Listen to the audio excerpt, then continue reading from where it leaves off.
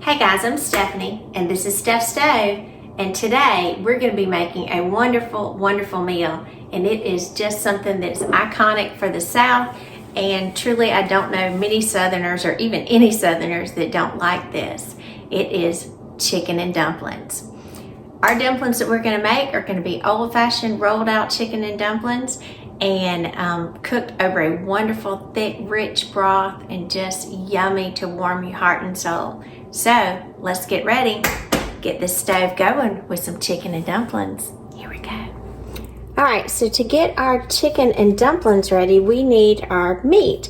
One thing I want to preface in this video is, for good chicken and dumplings, you need a fresh hen to do this. Now, what's the difference between a hen and just a regular chicken? Well, obviously they're both chickens.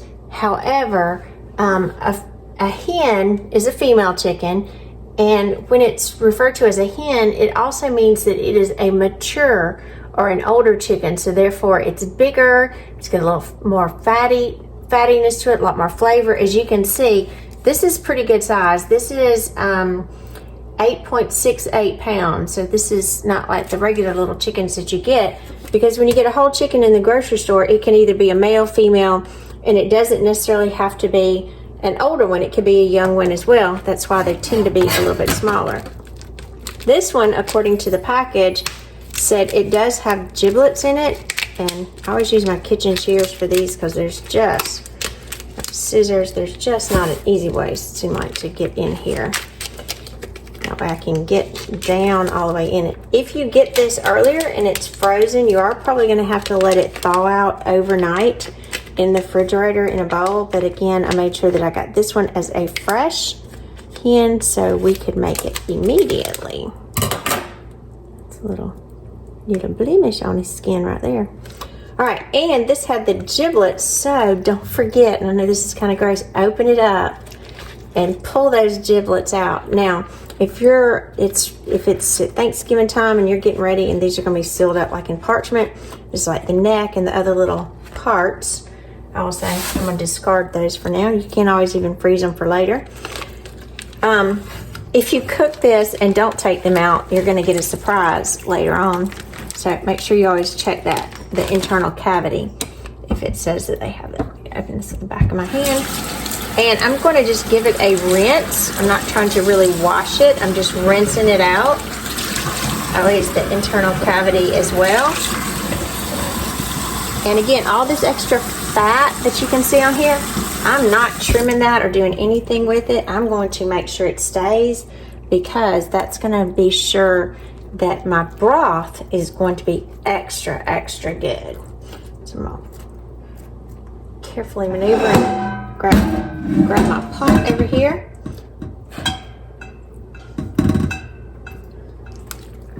Oh, and pop that thing in there. This is the back of my arms because my hands are sticky, and I move that around.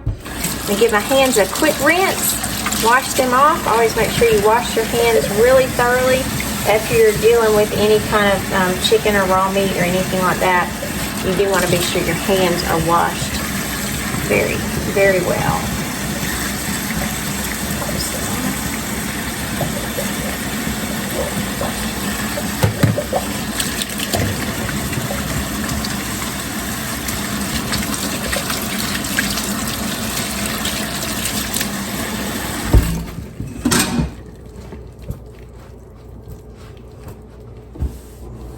All right, so back at the stove top we have, and you can see this is taking up quite a bit, and I believe this is an 8-quart stock pot right here, so it's taking up quite a bit of space in here. But we are going to season it, and to season it, I'm going to just do salt and pepper, very generic in here, because again, we just want some good flavor. So I'm going to add a teaspoon of salt, not a teaspoon. I apologize, my measure was beaten on the stock pot. And then I'm going to add a teaspoon and a half. I estimate a half there, so I won't have to dirty my other teaspoon of black pepper to it. And then to our chicken here, I'm going to cover it. This is 8 cups of water. It may take just a little bit more. My goal here is to cover the hen with water. So that 8 cups almost did it. Let me get just a little bit more.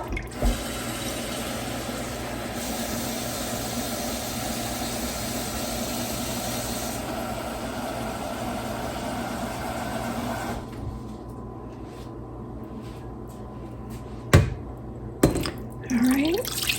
Keep going until I cover it. And again, as you can see, it is coming up just a little bit because of the buoyancy of the water. So I ended up with about 12 cups of water to cover that. Now yours will mostly be determined about the size of your hen. And again, just as I was saying earlier, the difference between the hen and the chicken is obviously the gender and as well as the size of it. So if you do use a chicken for this and you're not able to get a fresh hen, you can do it. It will turn out well. However, it just won't be as rich and as fatty, your broth, which is what you want. And the water amounts will vary depending on the size of your poultry that you're putting in. So I'm going to put this on medium high, which will be about 7-ish on my stove, and I want this to come to a boil. Once it comes to a boil, I'm going to drop the temperature down to medium to about 5, and then this is going to cook to boil the chicken, and it will boil for about 15 minutes per pound. So mine was about a little over 8.5 pounds. So this will be at least 2.5 hours that this will have to boil down, and that will give us plenty of times to make our dumpling and get them dried out and drop them in for some good chicken and dumplings. All right, so to make our actual dumplings, we are going to mix together 3 cups of all-purpose flour. And remember, whenever you're doing flour, you want to measure it in a dry measure. And I always level it off. You just kind of level it off like that. 1.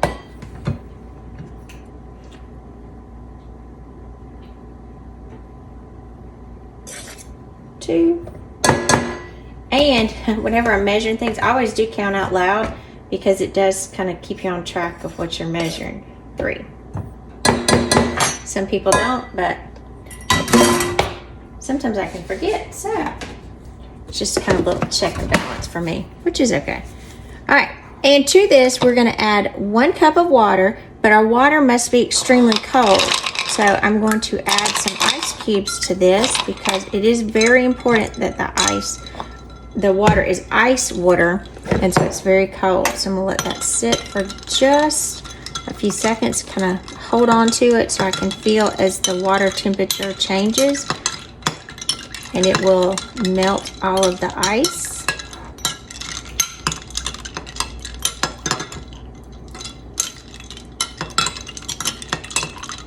A little bit longer and all of our ice will be melted.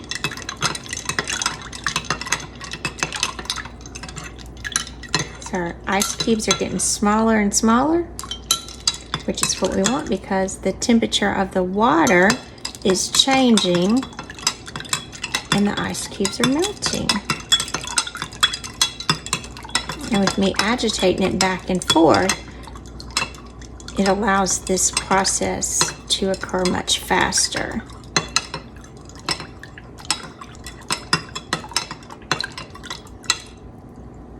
All right, and it's pretty much melted at this point, so I've got just little tiny pieces of ice, so I'll discard those because we are really kind of good to go at this point. So I'm going to pour my ice water into my flour mixture. We are going to mix it well together. Incorporate it into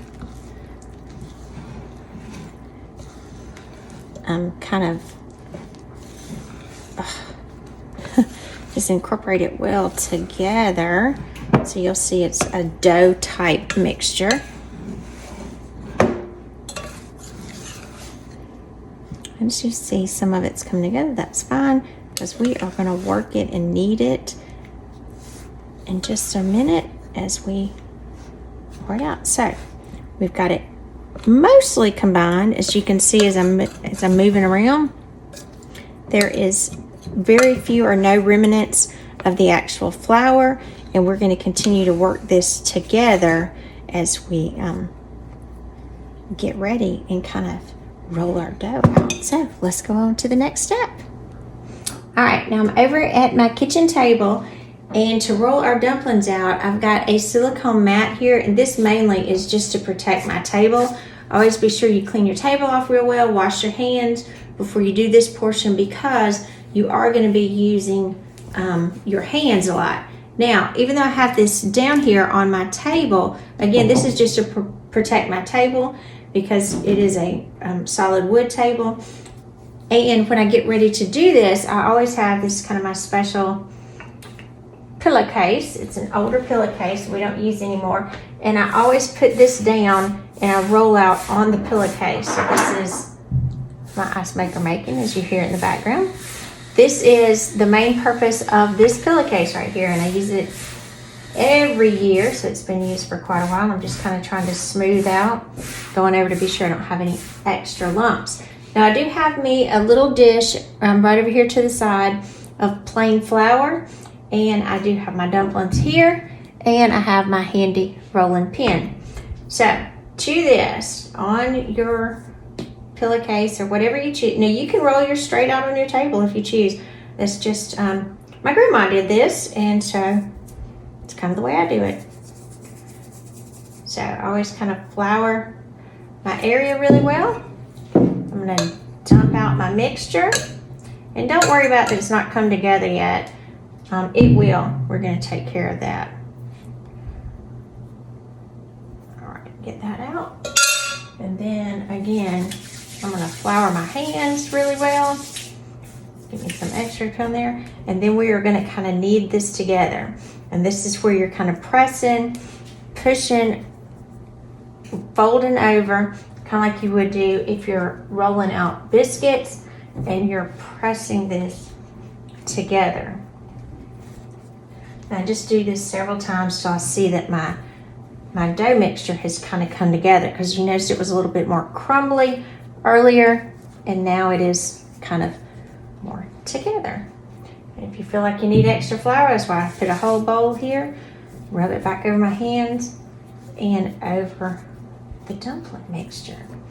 And again, I fold this over several times, pressing it back in to be sure that everything is worked together. Now, there are probably several different ways to make dumplings, and everyone has their own method, and that's fine too, because that's kind of the beauty of cooking, that you can put your own signature on things.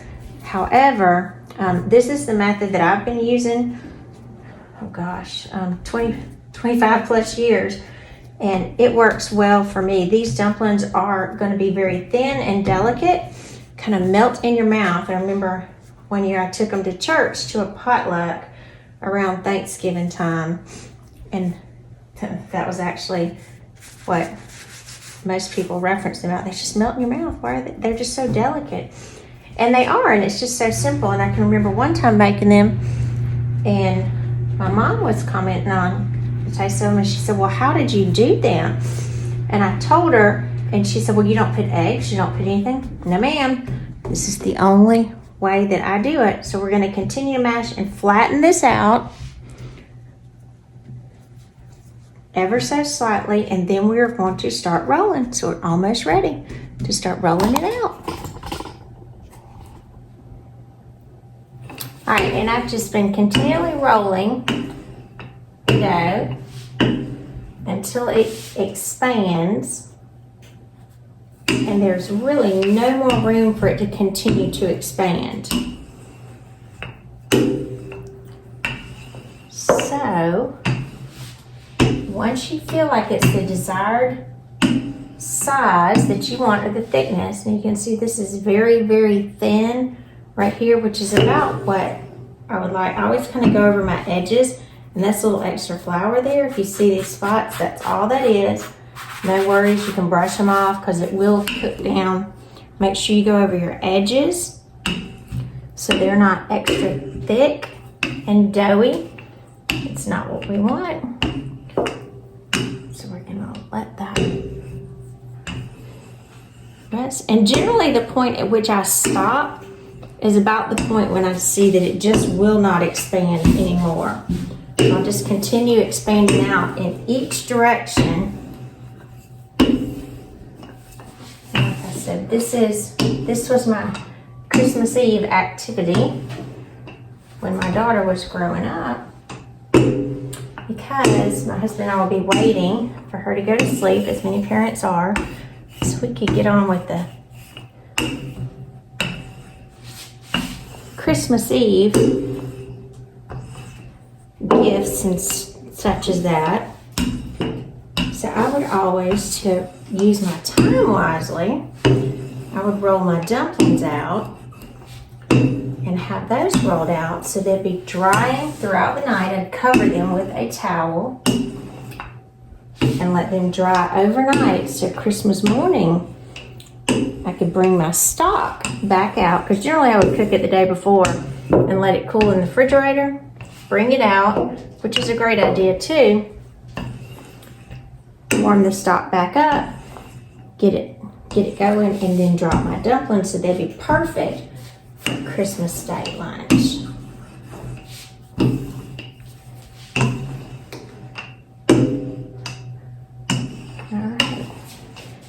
I've got as far as I'm going to go because it's not going to stretch. So as you can see, my dumplings stretch just about the entire width and length of this particular pillowcase, which is what we want. So these are going to sit, and I'm going to cover these, and these are going to sit and dry until our broth gets ready, and then we are going to bring these together for a fabulous, fabulous chicken and dumplings.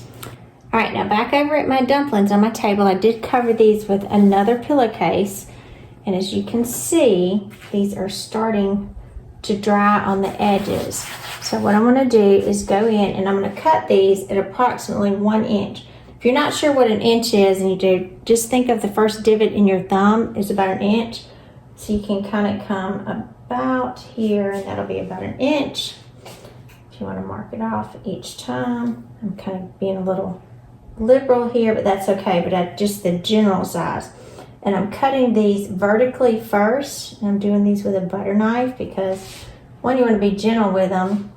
Number two, you don't want to cut your table. Trust me, I've done that before, but that's okay. If my table had a lot of marks in it, it just shows that we had a lot of good food that we enjoyed on it, which is a blessing too.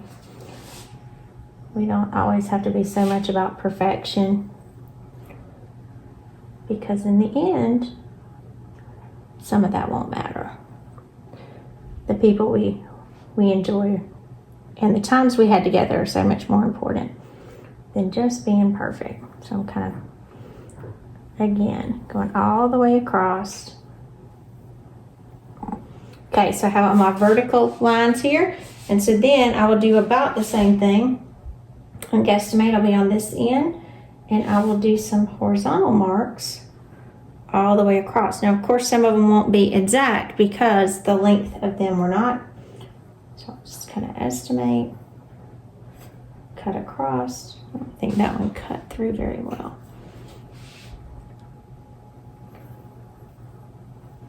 The reason I do 1 inch marks, some people do much bigger, is because I think that's just a perfect bite size. Now again, if you want them larger, you're welcome to do them larger. Again, I'm just doing a light line. I've even heard of people taking a pizza cutter, which would probably be a pretty good idea, but this has just always been the method that I've done, and it's worked very well for me. Almost finished. I think my broth is back to a rolling boil. So this is the part that you have to go very quickly. And I'm going to start up here at the edge. And again, if they're sticking together, that's okay. And I'm going to try to pull all of these apart. And I'm going to lay them in my hand. Generally, I would have, like I said, especially when she was small, my daughter always helped me with this. My husband, he would get into it like, okay, I need all hands on deck. We got to get the dumplings in. And so see, I'll just lay almost as many as I can get. I'm not laying them directly on top of each other, trying to get them to overlap some. because we've got to put these into the rolling hot broth and get this done quickly. All right, so let's take these over the stove and get going quickly. All right, my broth is going very much, but I actually want a little bit more, so I'm gonna add just a couple of cups of water, just so I have more broth. Wait just a second while this gets right back up to a boil. And you'll see where the boiling point will start in the center, as it'll start coming up right here. And that's where we're gonna drop our dumplings, right down that middle. I see it's starting to come up. All right, now we have a breakthrough. At this breakthrough point, this is where you want to deposit your noodles one at a time. And very carefully drop them down there. Again, drop them one at a time. That way they go below. And they'll start cooking. The dumpling goodness will begin. And again, you want to be sure that these are one piece at a time that you're dropping through.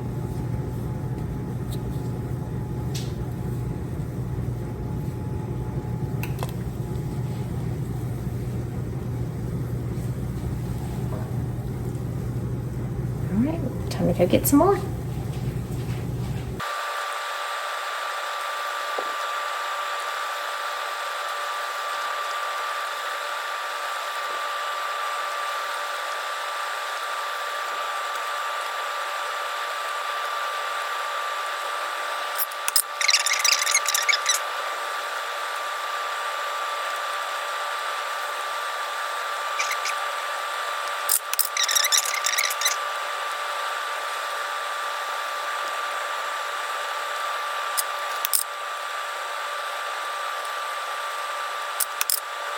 All right, now we're gonna let these, now that they've all come into the pot, I'm gonna drop the heat down to very low, and I'm gonna let them simmer for about 10 minutes.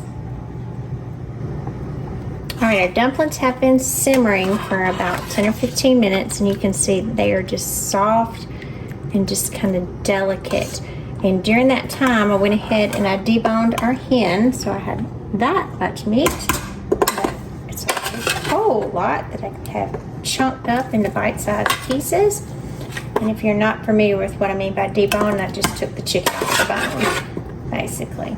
Discarded the bone, the skin, and then chopped up the meat, both the light and the dark meat. Adding it back to our chicken and dumplings. So not only will it be lots of dumplings, but it will be lots of meat in here as well. See if I can scrape the rest of it down like this. I think I've lightened the load enough to where I can put it all back. Just like this. There we go. And you can see this will be a big hearty pot of chicken and dumplings. Now I'm going to let this go to get sit together for just about 5 minutes. And since my pot is so hot, I'm just actually going to turn my stove off and let the chicken and the dumplings kind of sit back, kind of get to know each other again. Just kind of look at those dumplings. Look at that. They are so good, so good, so good, so good. And at this point, I'm going to get a spoon and I'm going to taste my broth to see, do I need to add any extra salt or pepper to it?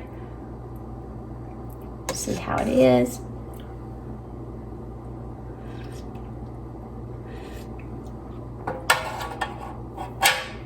Add just a little bit more salt to it. All right, I'm gonna add just a little bit more salt to it.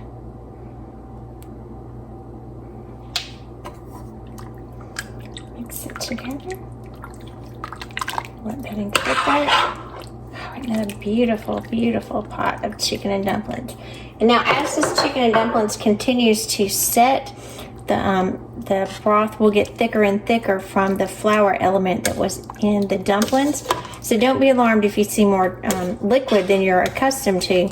again, as this cools and it sets, it will thicken even more. So you don't want it just a little liquid, because if you do, it will be too thick of a consistency. So just like that, we're gonna have wonderful, wonderful chicken and dumplings. I'm Stephanie, and this has been Steph Stove. For today, we made old school chicken and dumplings, where we rolled them out ourselves, cooked them with a delicious, fat, juicy hen, and we have a full afternoon's worth of incredible dumplings. Look at this, look at this.